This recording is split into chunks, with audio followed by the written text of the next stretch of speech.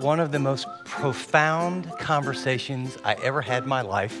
I was on a plane from Hong Kong to Beijing, and I'm looking around, and I'm the only Anglo, Chinese people everywhere. And I'm kind of a talkative person, so I learn, hi, how are you, how's it going, in 5 or 6 different languages, and then I don't know what to say. But so I turned to this lady, and I thought, well, I'll just be polite, and then I'll get my Bible out, I'll do some work, and she's next to this Anglo guy with a Bible, and she starts asking questions. Different than anybody else, because it wasn't argumentative, it wasn't like, prove this or prove that. It was with this sort of honest, sincere, I'm checking things out. Tell me why your God is better than all the other gods. Why?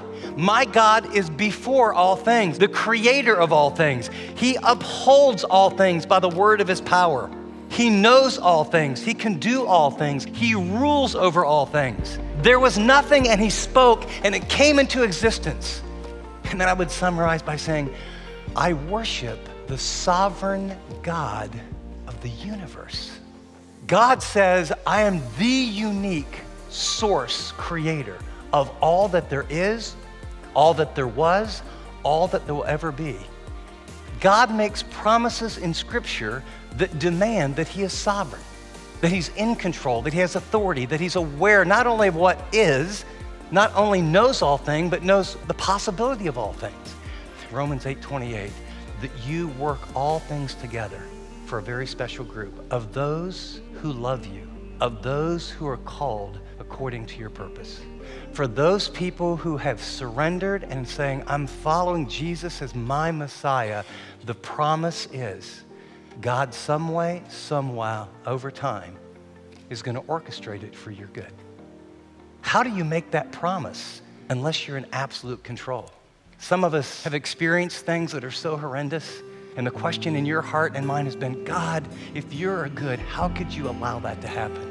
We've been betrayed by spouses. You've lived a great life and had cancer. I know someone who saved up their whole life, had a great life, and got ready to retire, had a massive heart attack.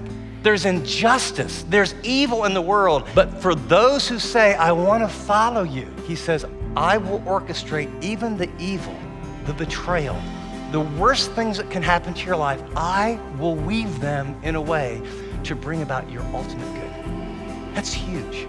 That's the sovereignty of God. This is the great hope that you have, the great hope I have, because God is powerful and awesome and creator and holy and judge, but he is a kind, tender Father who is sovereign. What is it in your life that you would say, this is hard, difficult, terrible, and you're trying to control and manipulate and make work out, in which God would say, I'm a sovereign God. Would you be willing to trust me? Would you lean in? Would you walk with me?